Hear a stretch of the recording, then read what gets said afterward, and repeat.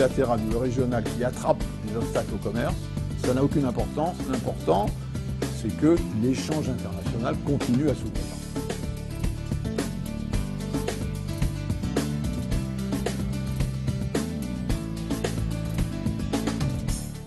Bonjour à tous et bienvenue dans cette nouvelle édition de Rencontre. L'économie mondiale se trouve actuellement au tournant. Donc les experts du monde entier se demandent comment sortir du marasme économique et comment créer de nouveaux moteurs de la croissance et comment coordonner efficacement les politiques nationales. Donc, pour mieux connaître cette situation économique mondiale, nous avons l'honneur d'inviter aujourd'hui Pascal Lamy, qui est l'ancien président de l'Organisation mondiale du commerce. Bonjour Monsieur Lamy, bienvenue Bonjour. dans notre émission. Avant de commencer notre émission, regardons ensemble un reportage. Né en avril 1947 à Levallois-Perret, Pascal Lamy est diplômé d'HEC Paris, de l'Institut d'études politiques et de l'ENA. Il commence sa carrière dans la fonction publique française à l'Inspection générale des finances et au Trésor et devient conseiller technique du ministre de l'économie et des finances Jacques Delors en 1981. Entre 1985 et 1994, Pascal Lamy est directeur de cabinet du président de la Commission européenne Jacques Delors, dont il est le Sherpa au G7. Il rejoint en 1994 l'équipe chargée du redressement du Crédit Lyonnais, dont il devient directeur général jusqu'à sa privatisation en 1999, avant de retourner de 1999 à 2004 à la Commission européenne en tant que commissaire au commerce sous la présidence de Romano Prodi. Défenseur d'un libre-échange raisonné, Pascal Lamy va exercer 2 mandats de directeur général de l'Organisation mondiale du commerce de septembre 2005 à septembre 2013. En avril 2015, il est chargé par le Premier ministre Manuel Valls d'organiser en tant que délégué interministériel la candidature de Paris pour l'exposition universelle de 2025. Le premier trimestre de 2016 a été terminé, donc pensez-vous que les chiffres du commerce mondial vont être positifs? En gros, oui. Je pense qu'il faut faire attention quand on parle des chiffres du commerce mondial, parce qu'il y a plusieurs manières de mesurer le commerce mondial. Quand vous dites, à juste titre, qu'on a des chiffres, et que la question se pose de savoir quels seront les chiffres à venir, on parle en volume du commerce mondial. Ce n'est pas la manière la plus intelligente, la plus sûre, pour mesurer ce qui se passe dans le commerce mondial. Aujourd'hui, il faudrait mesurer, et c'est une réforme que j'ai lancée quand j'étais directeur général de l'OMC, le commerce mondial en valeur ajoutée. Parce que, pour des raisons techniques, à partir du moment où les choses dans le monde d'aujourd'hui sont made in the world, c'est-à-dire fabriquées dans différents endroits, l'interprétation des chiffres du commerce n'est plus aussi sûre que par le passé. Donc, ce qui compte, c'est de savoir si l'augmentation des échanges est une contribution à la croissance des économies. On n'échange pas pour échanger. On échange parce que vous faites quelque chose mieux que moi, je fais quelque chose mieux que vous, alors nous avons tous les deux intérêt à l'échange. Et de ce point de vue-là, ma réponse à votre question, c'est oui, les échanges aujourd'hui sont plus ouverts que par le passé, j'espère qu'ils le seront davantage demain, et ce développement des échanges, même s'il n'est pas en proportion du même volume par rapport à la croissance de l'économie que c'était le cas il y a 5 ans ou il y a 6 ans, l'ouverture des échanges contribue à davantage de croissance. Et finalement, c'est ça qui est l'essentiel, parce que c'est la croissance qui fait les emplois et le bien-être. Selon les chiffres, actuellement, les principales économies semblent tourner au ralenti et la fuite des capitaux dans les pays émergents s'accélère. Vous êtes toujours optimiste? Je ne suis pas de ceux qui pensent qu'une croissance un peu plus faible que ce que l'on devrait attendre à ce moment du cycle de l'économie mondiale est une catastrophe. Je pense que la croissance n'est pas ce qu'elle devrait être. En gros, elle va être de 3%, alors qu'elle devrait être de 3,5% ou peut-être 4%. Bon. Mais c'est un peu trop lent, pour une raison simple, c'est qu'il y a encore trop d'endettement dans l'économie mondiale, Il n'y a pas assez d'investissement dans l'économie mondiale parce que le futur est encore un peu trop incertain et nous avons atteint la limite de la stimulation des économies via des politiques monétaires extrêmement accommodantes. Ça, c'est le mot que les diplomates financiers utilisent pour dire de facilité financière. Bon. Et donc, nous ne sommes pas au ralenti, nous sommes un peu moins de croissance que ce qu'on devrait attendre, mais si on veut faire plus, il va falloir s'attaquer à un certain nombre de difficultés. L'endettement qui reste excessif dans l'économie mondiale, des inégalités qui aujourd'hui sont trop fortes, et c'est important pour la croissance parce que les gens les plus modestes dépensent plus d'argent que les gens les plus riches. Et si les inégalités s'accroissent, alors c'est la consommation qui diminue. Et puis nous allons aussi devoir davantage investir dans le futur, dans les infrastructures, dans la science, dans la technologie, dans l'éducation, dans les qualifications. Et là, il y a des réserves de croissance qu'il va falloir exploiter. Et le forum asiatique de Boao vient juste de se terminer. L'économie asiatique a été le moteur de la croissance mondiale économique, surtout après 2008. Mais selon un rapport publié lors du forum de Boao, ça n'a plus le cas parce que l'économie asiatique est en train d'atteindre un palier. Donc la question qui se pose à tout le monde, c'est que qui va prendre la relève? Là aussi, je ne suis pas aussi pessimiste que cela. Sans doute l'économie asiatique, qui est fortement influencée par la masse de l'économie chinoise dans l'économie asiatique, atteint-elle un palier. Mais un palier à 5%, c'est un palier très important pour l'économie mondiale. Hein. Les pays développés, en gros, ils croissent de l'ordre de 2%. Hein. L'Europe, 1, et les États-Unis, 3. Le Japon, pas beaucoup. Bon.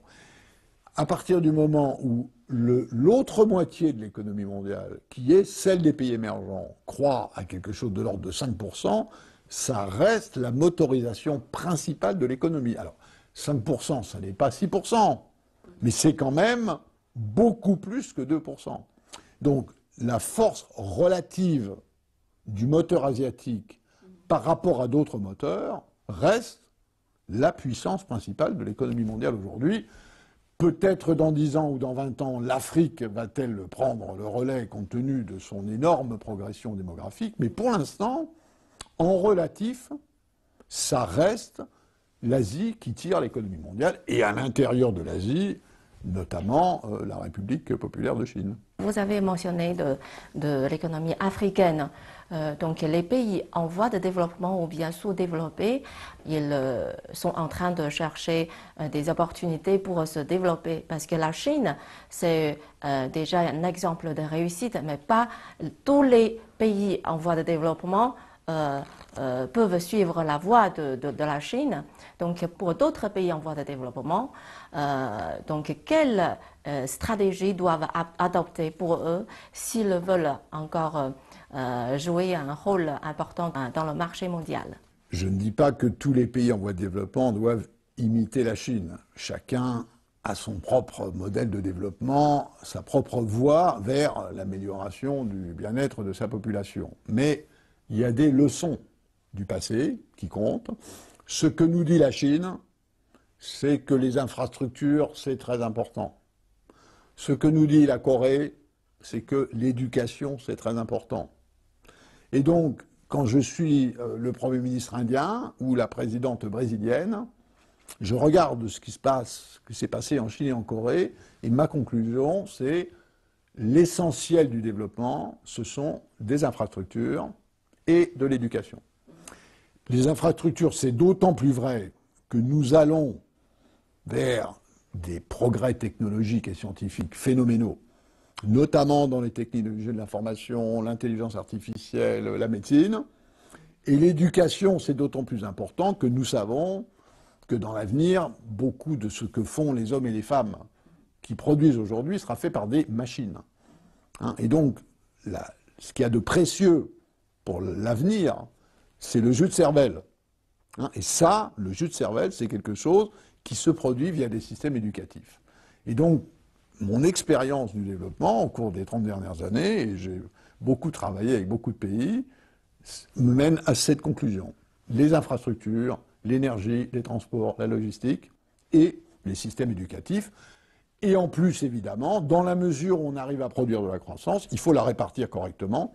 Et ça veut dire des systèmes sociaux, des systèmes de sécurité sociale au sens large, pour les retraites, pour la maternité, pour les accidents du travail, qui redistribuent proprement, correctement, une partie de cette croissance, alors qu'on sait que dans le monde d'aujourd'hui, là où il y a de la croissance, elle est mal répartie. Et la Chine a lancé avec succès la Banque asiatique d'investissement pour les infrastructures. Donc cette initiative peut-elle augmenter la demande globale ou bien soutenir la reprise de l'économie mondiale? Réponse oui. Je l'ai dit tout à l'heure, à mon avis, une des faiblesses de l'économie mondiale aujourd'hui, là où on pourrait faire mieux, c'est qu'on n'investit pas assez dans les infrastructures d'avenir. Une des raisons pour lesquelles on n'investit pas assez pour les infrastructures d'avenir, ce n'est pas la seule, mais une des raisons, c'est qu'il y a trop d'endettement et qu'un certain nombre d'agents doivent se désendetter avant de réinvestir. Si des efforts internationaux, et notamment des pays comme la Chine, ce qui est moins le cas d'autres pays comme la Russie ou l'Afrique du Sud ou le Brésil, voire même l'Indonésie pour l'instant, si des pays comme la Chine ont les moyens de lancer des financements, d'appuyer ou de garantir des financements pour ces infrastructures, oui, c'est une contribution à l'avenir de l'économie mondiale. Vous avez été directeur général de l'Organisation mondiale du commerce pendant 8 ans. Il y en a certains experts prédisent que l'influence de l'OMC va progressivement décliner avec la ratification des rapports de TTP et TTIP qui couvrent presque 70% du commerce mondial. Est-ce que vous partagez cette analyse? Franchement, non. Je lis ici et là, dans les médias ou dans certaines publications académiques, des commentaires comme ceux qui vous venez de citer, et qui partent du principe que c'est ou du bilatéral, ou du régional, les États-Unis avec le Trans-Pacific Partnership, les États-Unis et l'Europe avec le Transatlantic Partnership, ou du multilatéral. Eh bien, ça n'est pas exact. L'ouverture des échanges, ça s'est toujours fait, depuis 50 ans, à la fois par du multilatéral, par du régional, par du bilatéral. Et très souvent, c'est le bilatéral et le régional qui a montré la voie au multilatéral. Donc l'essentiel, c'est d'ouvrir les échanges. Et de ce point de vue-là, il faut écouter le proverbe chinois qui dit que peu importe la couleur du chat, pourvu qu'il attrape des souris. Eh bien, que ce soit le multilatéral, le bilatéral ou le régional qui attrape des obstacles au commerce, ça n'a aucune importance. L'important, c'est que l'échange international continue à s'ouvrir. N'est-ce pas en train d'atteindre certaines limites de la mondialisation, par exemple en matière du commerce transatlantique? Comment faire pour harmoniser les règlements de pays souvent très différents? C'est une très bonne question et c'est effectivement là que se joue, à mon avenir, l'avenir de l'ouverture des échanges. Bon. La mondialisation, je crois, n'a pas de limite à court terme, pour une raison simple, qui est que le moteur de la mondialisation, comme par le passé d'ailleurs, comme au XIIe siècle, au XVe siècle, au XIXe siècle, le moteur de la globalisation, c'est la technologie. Hein, c'est le fait que la science, la technologie, l'innovation écrasent le coût de la distance de plus en plus. Donc la globalisation, elle va continuer. La question est de savoir de combien d'intégration politique cette intégration économique a-t-elle besoin. Et ça, effectivement, c'est le problème de la convergence des différents systèmes de régulation, dans la mesure où la régulation porte moins maintenant sur la protection du producteur que sur la protection du consommateur. La précaution. Hein, c'est combien de pesticides on doit garder dans les fleurs, quelle est la taille des pare-chocs des voitures, est-ce qu'il faut protéger ou non les données privées, est-ce qu'on cultive avec des OGM ou sans OGM. Ce sont ces différences qui, dans l'avenir, devront être étudiées de telle sorte à diminuer les différences.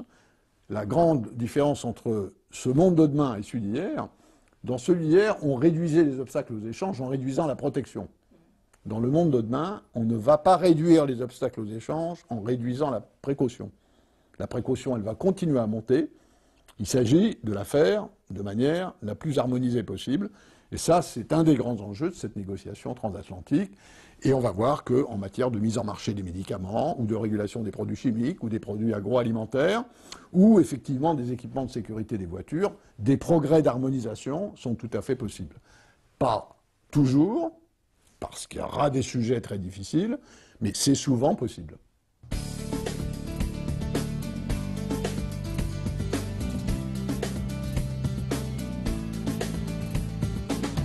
Le bilatéral ou le régional qui attrape des obstacles au commerce, ça n'a aucune importance. L'important, c'est que l'échange international continue à s'ouvrir.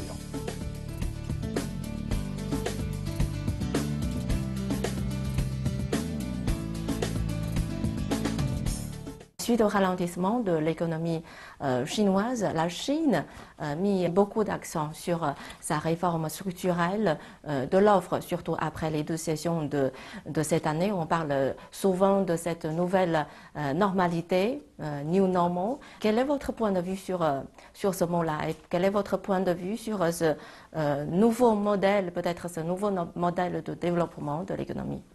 Je pense que l'économie chinoise a besoin de cette transition parce que le modèle de développement chinois qu'on a connu au cours des 15 dernières années n'était pas soutenable à terme, ni pour des raisons environnementales, ni pour des raisons économiques, ni pour des raisons sociales, ni même d'ailleurs pour des raisons régionales. On sait bien que les tensions à l'intérieur de la Chine sont plus fortes quand la croissance est à son maximum. Donc cette transition, elle est nécessaire. Elle implique des réformes du système de l'offre. Elle implique de réduire les surcapacités où elles existent, et il y en a beaucoup, notamment dans la métallurgie, l'acier, l'aluminium, la construction, et ça c'est socialement douloureux, et ce sont des problèmes que d'autres pays que la Chine ont connus et que la Chine doit maintenant traiter. Et puis il y a aussi des réformes à faire en matière dans les entreprises d'État, qui ont une part trop importante dans l'économie chinoise, et ça vient un peu de ce qui s'est passé au moment de la crise, et puis dans l'économie des services. Les services en Chine ne sont pas assez développés. Mais pensez-vous que ça constituera le défi le plus important envisagé par la Chine? Je crois qu'avec la lutte contre la corruption, le problème des surcapacités et le problème d'une ouverture supérieure, de davantage de compétitivité et de disponibilité dans le secteur des services, je crois que oui, ce sont les 3 défis principaux qui sont ceux de la transition qui est en cours. Je pense qu'on a maintenant à peu près une stratégie chinoise efficiente en matière d'environnement. C'était un problème énorme qui commence à trouver une solution. Ça prendra du temps parce que là aussi, c'est un peu un changement de modèle. Il faut que l'économie chinoise soit moins énergivore qu'elle ne l'a été par le passé. Donc là, je pense que la stratégie est claire, que les actions sont en cours. Sur le reste, j'entends plus parler de projets que de réalisations à ce stade. Durant le forum de Davos 2016, on entend souvent des commentaires un peu pessimistes sur l'économie chinoise. Par exemple, le milliardaire américain George Soros, il a affirmé qu'il considérait un atterrissage brutal de l'économie chinoise comme désormais inévitable. Vous partagez son point de vue? Non, mais ça n'est pas la première fois que je ne partage pas le côté apocalyptique des prévisions de M. Soros, qui, jusqu'à présent, si on compte les 10 dernières prévisions qu'il a faites, 8 ont été apocalyptiques et ne se sont pas produites. 1 ou 2 fois, il a spéculé dans le bon sens, notamment dans les crises monétaires européennes des années 90. Non, je ne crois pas, pour une raison qui est que je n'ai pas le même jugement que M. Soros sur l'état du système immobilier en Chine. M. Soros considère qu'il y a une énorme bulle immobilière, que les prix de l'immobilier sont tout à fait excessifs, que cette bulle va éclater et qu'à ce moment-là, les ménages chinois, qui ont beaucoup investi dans l'immobilier, vont s'appauvrir Et donc que ceci va être un choc sur la consommation. C'est ça sa thèse. Bon. Je pense, personnellement, et je regarde cette bulle immobilière aussi, elle est là, je pense que petit à petit, les autorités chinoises, économiques, bancaires, la Banque centrale, le ministère de l'économie, sont en train de prendre des dispositions pour que cette bulle immobilière se dégonfle progressivement et pas brutalement. Je pense que ça peut se faire progressivement. Monsieur Soros, lui, si j'ai bien compris, pense que ça ne peut se faire que brutalement. C'est sur ce point que j'ai une différence avec lui. Oui. En 2008, face à la crise financière et économique, le G20 s'est transformé en instance de pilotage économique. Donc 8 ans plus tard, en 2016, tout le monde espère que le G20 remette l'économie mondiale sur les rails. Mais à partir de 2011, on a l'impression que l'influence du G20 se décline. Quel est le futur du G20? Est-ce que le G20 est déjà en crise? Je crois qu'il ne faut ni surestimer ni sous-estimer l'importance du G20. Il ne faut pas la surestimer parce que le G20, ce n'est pas le gouvernement de l'économie du monde.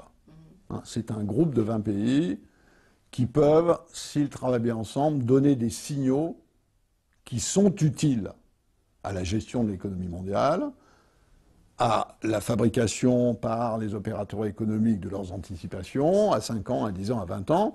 Donc c'est utile pour donner des signaux. Ça n'est pas le gouvernement du monde. Et l'expérience prouve, et nous le savons tous, ça a été le cas d'ailleurs aussi pour l'OMC, à certains égards, ou pour le FMI, en temps de crise, les institutions sont obligées de jouer les pompiers. Mais les pompiers, ce ne sont pas les architectes. Le métier de pompier, qui consiste à éteindre les incendies, c'est un métier pas très compliqué sur le plan technologique, qui suppose un bon jugement, une bonne pratique et des troupes entraînées. S'il s'agit de moyen et de long terme, alors c'est plus les pompiers qui sont en cause, c'est les architectes, et ça, c'est beaucoup plus compliqué. Et donc, il est utile d'avoir un groupe comme le G20, mais il ne va pas remplacer les institutions comme le FMI, la Banque mondiale, l'OMC, l'Organisation mondiale de la santé, l'Organisation des télécommunications ou l'Organisation mondiale du travail. Ces organisations existent. Il ne va pas non plus remplacer le système des Nations unies, qui joue un rôle de régulation important en géoéconomie et en géopolitique. C'est une addition, c'est une contribution, mais il ne faut pas considérer que le G20 a la responsabilité, la légitimité, le mandat de gérer l'économie du monde. Non, il est un élément dans un dispositif de gouvernance qui n'est pas toujours très lisible ni très cohérent. Et si les pays du G20 s'accordent pour donner un signal en disant « nous devons tous ensemble aller dans cette direction » ou plutôt dans cette direction, c'est utile, ça n'empêche pas, ça ne se substitue pas à d'autres modes de régulation de l'économie internationale.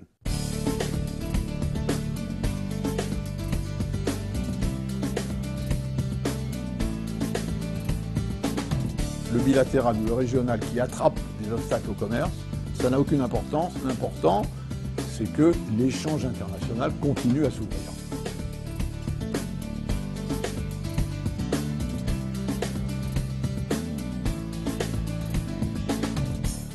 Les 4 et 5 septembre 2016, le sommet du G20, intitulé « Construire une économie mondiale innovante, revigorée, interconnectée et inclusive », se déroulera à Hangzhou, dans l'est de la Chine. Bien qu'elle en soit l'un des membres fondateurs, c'est la première fois que la Chine organisera un sommet du G20. Un G20 qui est sans aucun doute la plateforme économique la plus importante au monde. Ses membres représentent 90% de l'économie mondiale, 80% des échanges commerciaux et 70% de la population mondiale. En 2008, le sommet du G20 est devenu un mécanisme de dialogue réunissant les chefs d'État et de gouvernement. Et dans un contexte économique mondial particulièrement difficile, la mission qui attend la réunion de Hangzhou s'annonce très complexe.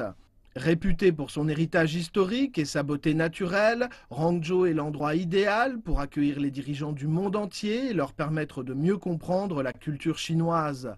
Construite au bord du célèbre lac de l'Ouest, constellée de temples classés à l'UNESCO, Hangzhou possède un patrimoine architectural hors du commun.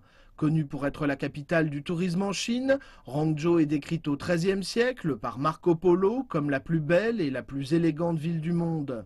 Mais loin d'être tournée uniquement vers le passé, l'ancienne ville impériale se tourne désormais vers les industries de pointe.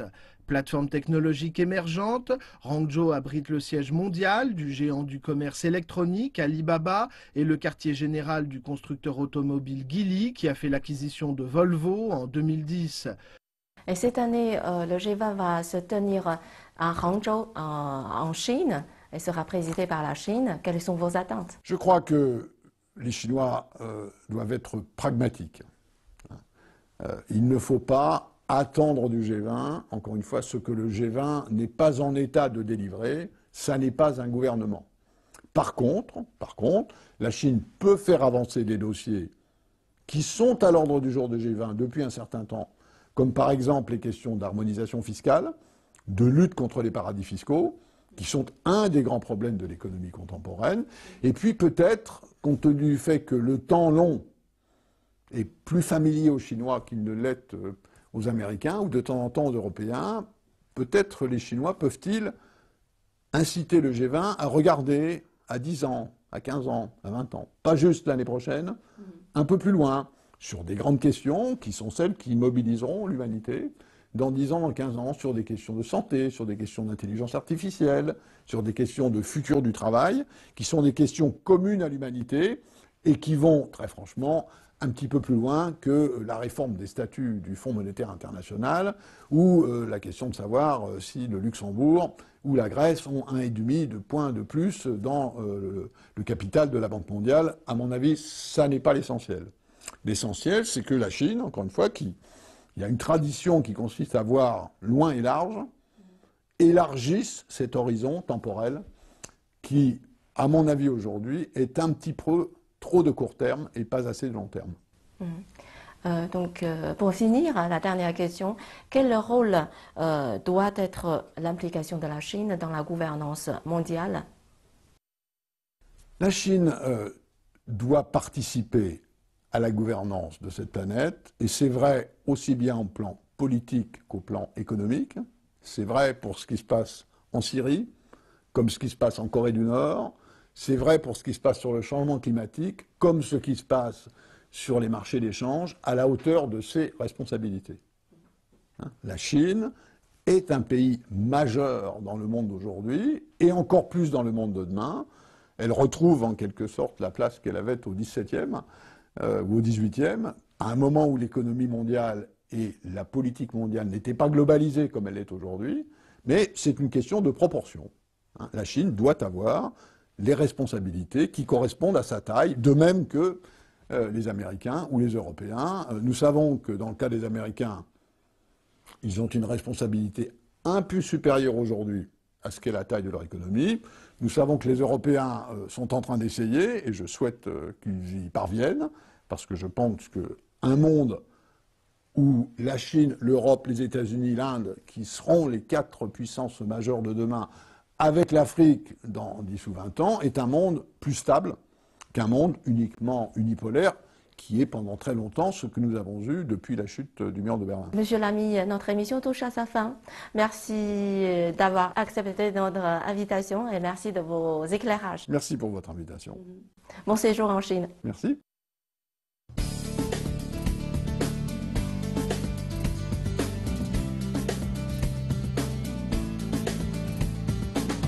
Le bilatéral ou le régional qui attrape des obstacles au commerce, ça n'a aucune importance. L'important, c'est que l'échange international continue à s'ouvrir.